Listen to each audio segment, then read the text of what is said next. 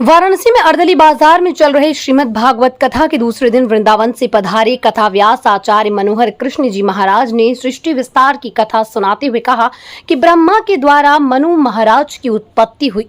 तत्पश्चात मनु महाराज की 3 बेटियां हुई, जिसमें आकुति, देवहूति और प्रसूति के वंश विस्तार का वर्णन किया गया। आकुति का विवाह रुचि प्रजापति और देवहूति का विवाह कर्दम मुनि के साथ संपन्न हुआ। कर्दम मुनि के यहाँ भगवान स्वयं कपिल का रूप धारण कर अवतार के लिए और माता देवहूति को सांख्य योग, कर्म योग तथा ज्ञान योग के बारे में बताया। माता को नवधा भक्ति में पतिव्रता स्त्री के चरित्र के बारे में बताते हुए कहा कि राजा दक्ष द्वारा आयोजित यज्ञ में समस्त ब्रह्मांड के देवी देवताओं को निमंत्रण दिया गया।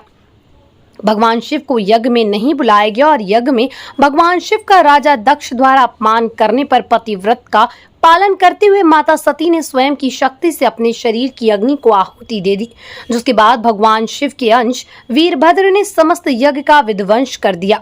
उन्होंने बताया कि जहां भी देवी देवताओं का अपमान और निंदा होती है वहां कोई कार्य सफल नहीं होता।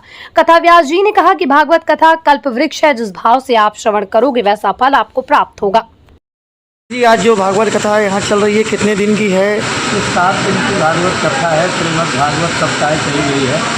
राजा परीक्षित को 7 दिन के अंदर मरने का श्राप लगा था। जो भी मृत्यु लोक में आया है तो 7 दिन के अंदर ही उसे जाना है। सोम, मंगल, बुध, बृहस्पति, शुक्र, शनि, रवि। तो इसीलिए श्रीमद् भागवत सप्ताह चली गई है। 7 दिन के अंदर ही श्रीमद् भागवत की कथा श्रवण करनी चाहिए। आज क्या तीसरा दिन है? आज क्या है यह कथा? आज तीसरा दिन है कथा का। कल की कथा में सृष्टि विस्तार का वर्णन किया गया। इस मृत्यु लोक में सबसे पहले नारायण भगवान आए और नारायण के बाद भगवान विष्णु का रूप धारण किया। चतुर्भुज रूप धारण करने के बाद उनकी नाभि से कमल और कमल के द्वारा ब्रह्मा जी की उत्पत्ति हुई और ब्रह्मा जी के द्वारा मनु महाराज और मनु महाराज के द्वारा ही हम मनुष्यों की उत्पत्ति हुई है। इसीलिए हम मनुष्य कह गए हैं, मनु महाराज की संतान है मनुष्य। आज जो कथा है तृतीय दिवस की कथा है। ध्रुव जी महाराज एक नन्हे से बालक 5 वर्ष की अवस्था में ही वन में जाकर के कठोर तपस्या करते हैं और 5 महीने में ही नारायण भगवान को प्राप्त कर लिया। भक्त प्रहलाद 7.5 वर्ष में भगवान को प्राप्त किया। तो ध्रुव और प्रहलाद की कथा से हमें यही ज्ञान प्राप्त होता है कि जब एक 5 साल और 7 साल का बालक भगवान को प्राप्त कर सकता है तो क्या ध्रुव और प्रहलाद की तरह भक्ति करके हम और आप भगवान की भक्ति करके परमात्मा को भी प्राप्त कर सकते हैं। गुरु जी, आप काशी में हैं और खुद आप वृंदावन धाम से आए, क्या कहना चाहेंगे काशी वासियों को कथा को लेकर? काशी एक अलौकिक अपने आप में है, दिव्य नगरी है। यहाँ भगवान भोलेनाथ का निवास है। ये काशी विश्वनाथ की नगरी है, गंगा का पावन तट है, ज्ञान की भूमि काशी कही गई है, वैराग्य भूमि अयोध्या है और भक्ति भूमि वृंदावन है। तो जो आनंद वृंदावन में है वो अलग है, जो अयोध्या में है वो आनंद अलग है और काशी के आनंद तो दिव्य आनंद है। यहाँ ज्ञान ही ज्ञान है। भगवान भोलेनाथ साक्षात यहाँ विराजमान है काशी नगरी में।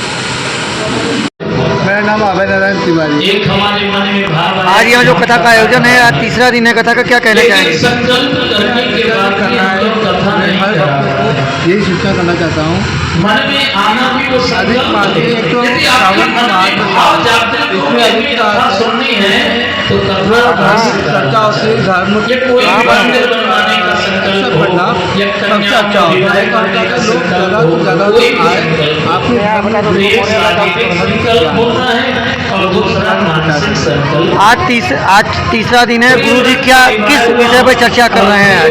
का विवाह हुआ तीसरे दिन में